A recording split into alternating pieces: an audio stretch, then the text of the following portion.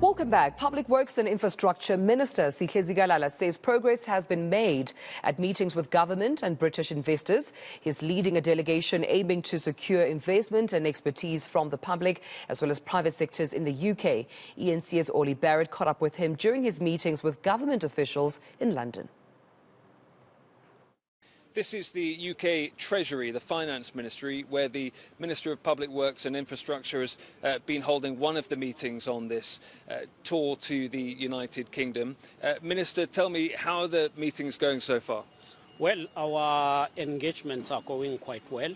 We have met with Infrastructure and Property Authority, which is operating under the government of UK. We shared a number of lessons on how to ensure that we mobilize, especially the private sector, to contribute in infrastructure investment and development.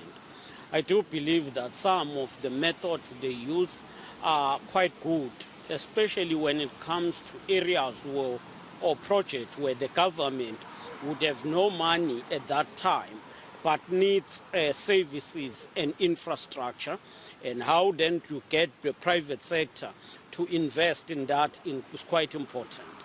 And what can you tell South Africans that you'll be bringing home from this trip in terms of advice or expertise or infrastructure that can make a difference immediately, if not very soon? Well, it's expertise through Infrastructure South Africa and Infrastructure and Project Authority of UK. We are going to be collaborating to provide more training and capacity building to all spheres of government, especially the areas of project preparations, project implementation, and ensure that projects are taken to conclusion or completion, which is quite important, and therefore the whole issue of project management is important.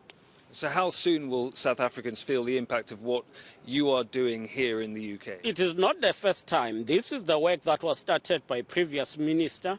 Already there is an impact because we do have a sizable number of projects that are already bankable, well-planned, have gone through feasibility, and we are now working on implementation or trying to source investment so that those projects are executed. And what about that idea of private investment? Are you finding willing investors here in London? Yes, we are. And part of what we've discussed recently is that more than 50% of infrastructure projects in London and UK as a whole are funded through the participation of the private sector.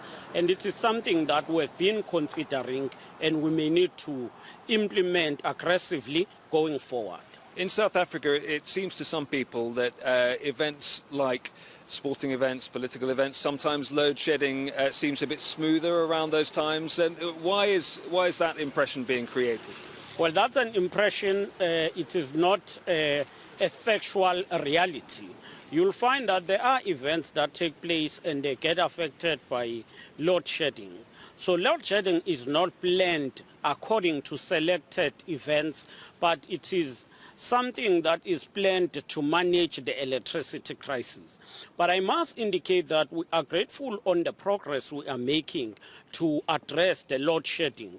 Since the appointment of the new minister and the aggressive approach, we believe we've begun to see the reduction on the load shedding.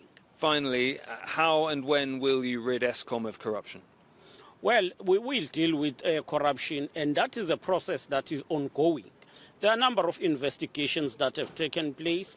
There are a number of cases that are in various courts, and therefore we are dealing with corruption decisively.